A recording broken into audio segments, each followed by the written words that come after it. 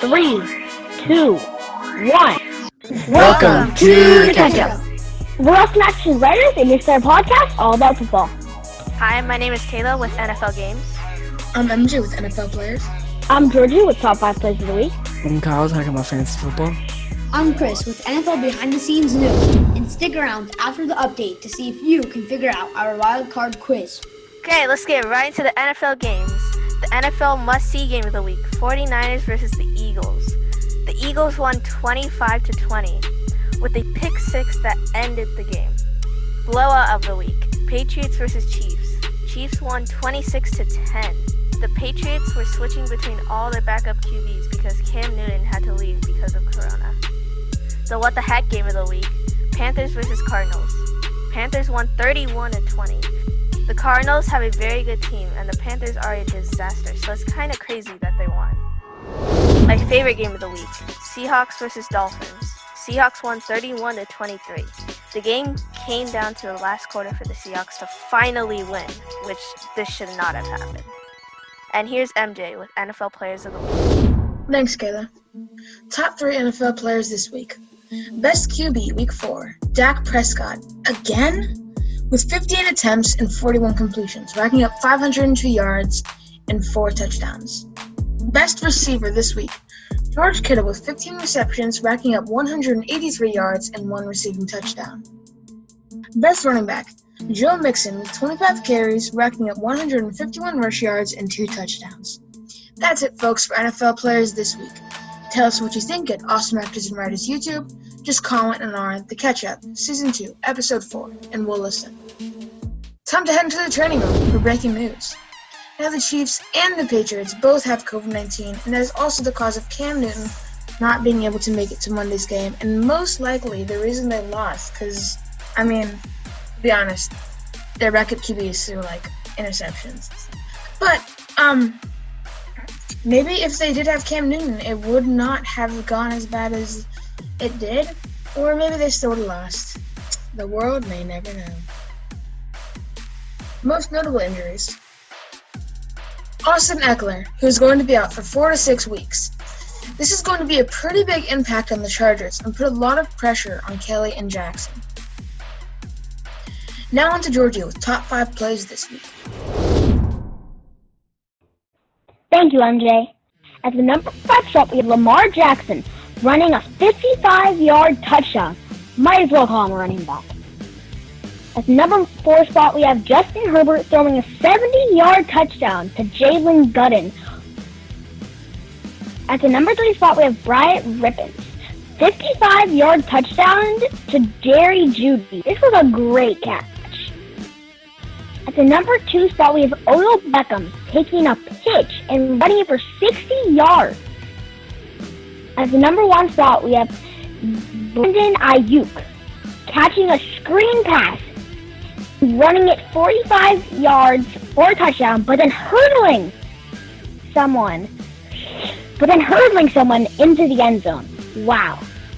And now for the What Are You Doing play of the week. Julian Edelman dropping and tipping a screen pass just for the ball to get pick 6. Breaking news! Dolphin fans can now watch games in real life since the government of Florida allowed the Dolphins to fill their stadium to the max.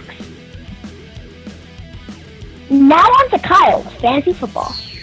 Top 3 fantasy point leaders this week. Dak Prescott with 46 points. I swear, he always averages 40 points. Tom Brady with 43 points. Magnus picking Tom Brady. He's finally picking him. Good thing he started him. And I'm so excited to say this. Joe Mixon, the best player of all time. No, I'm just kidding. With 42 points. Let's just take a moment to see that the Bengals have a player that got more than 40 points. Okay, now to the top 3 worst players of the week. Kenyon Drake with 3 points. He's the reason I won in fantasy football this week because my opponent had him. Michael Gallup with 4 points. He's very inconsistent. He should get better. And Tyler Lockett with 5 points. After having a 3-touchdown game last week, now he's got 5 points. Very disappointing. Can I just say how those two were both 2 of my wide receivers? That's very sad. My wide receiver got 0 points, but he isn't on there.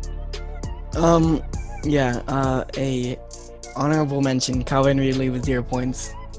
I don't know why he got 0 points. He wasn't hurt. He just didn't get any points. He just got 4 points and I won, but couldn't even do that.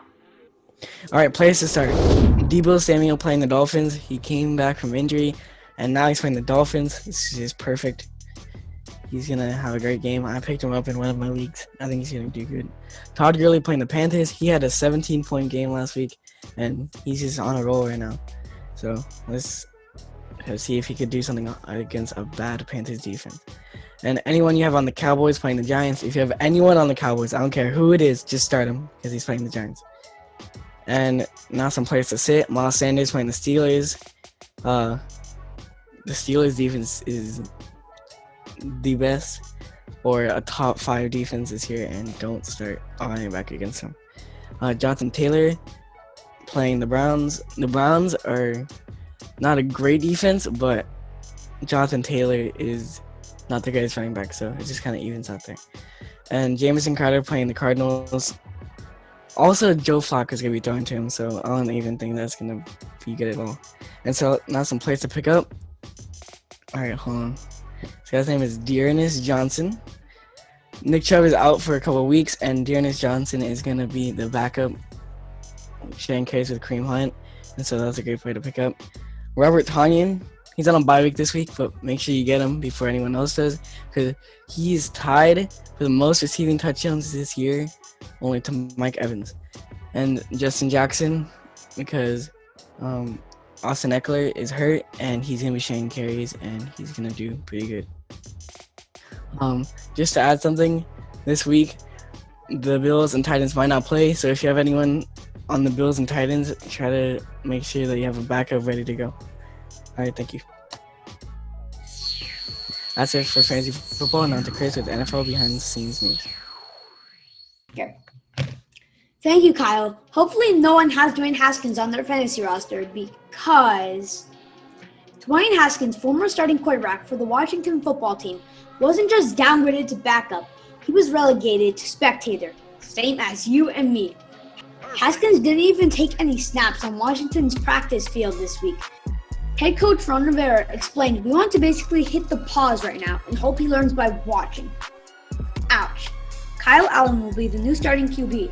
And after a gnarly leg injury in 2018, Alex Smith has returned to the role of backup. It is great to see him back after a long, hard recovery, and from what most people expected to be a career ending. What a great example of perseverance. The NFL has been actively committed to social change this season. One former linebacker is walking the walk and not just talking the talk. Aaron Mabin spent 5 seasons in the NFL, but retired to become a full-time art activist and teacher in his hometown of Baltimore. He made social media headlines last winter when he surfaced a video showing his students freezing in their 30-degree classroom. He immediately raised over $100,000 to provide coats, blankets, and heaters to poverty-stricken areas of Baltimore. He continues to organize in his community, advocating for arts being taught in school and fighting for public policy change to improve economic opportunities for unprivileged people. I've seen some of his works of art, and they're not only beautiful, but very touching. You can check out aaronmabin.com to learn more. Well, unfortunately, not everyone expresses themselves in such a positive way. It was a very physical matchup last Sunday when the Giants met the Rams for the afternoon game.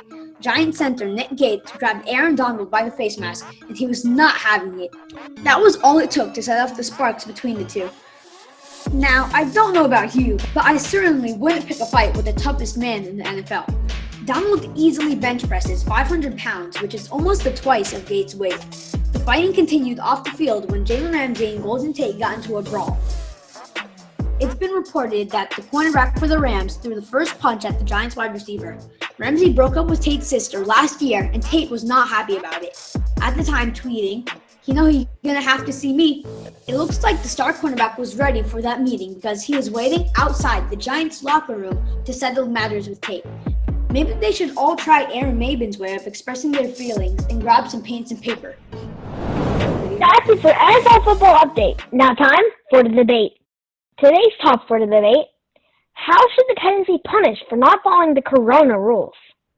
I'll start off by saying that I definitely think that if they don't want to get their draft picks taken away, they need to start following these rules. Right now, I think they should just make that forfeit against the Bills. But future, if they keep putting their players in danger of coronavirus, I think they should definitely start taking away their draft picks. Because this could definitely ruin the NFL.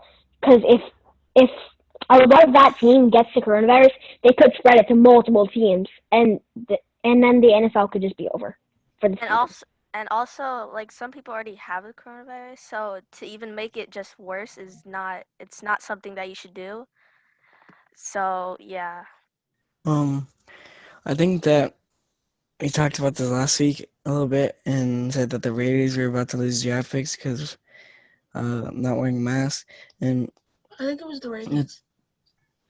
what? Wasn't it the Ravens? No, it was the Raiders. And I think that the Titans are just being they're being like very immature as a team because they have the most positive tests in the league right now, and I think they have in the 20s right now in positive tests, not just players, but also staff members. So if they want the season to keep going, like they just gotta start listening to the NFL because they closed down their facility and then they took all their players and they went to a practice field nearby and they practiced there, and that's super unsafe because so many people could have coronavirus and spreading it around. And so the season could get canceled just because of them. So the NFL has already told them that if they don't stop, they're going to have to forfeit the games. And this is huge for the Titans because they're currently undefeated. And they have a pretty good team right now. So if they start forfeiting games, then it could really take their season down. And if they do have to close down the season, most of probably the teams who got corona and were the reason they closed down the season will probably get fined a lot. Yeah. Oh. You can go. Honestly, I don't punish just the Titans because that ruins all of football. If you're going to punish just the Titans, you might as well just, like, close down the NFL. I mean, like, it ruins fantasy teams. It just ruins the NFL. It ruins the people who have to go against the Titans. It ruins their schedule. It just ruins too much.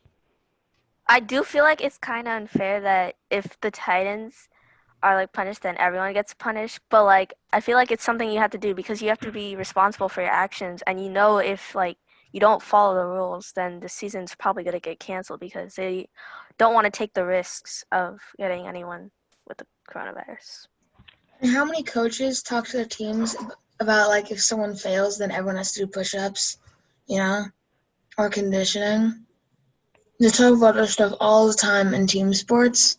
So, like every team, and the NFL also needs to think of it how it's not just ruining the NFL. The people that are doing this are putting other people's lives in danger. This could definitely kill someone. I don't think this is very good for the NFL.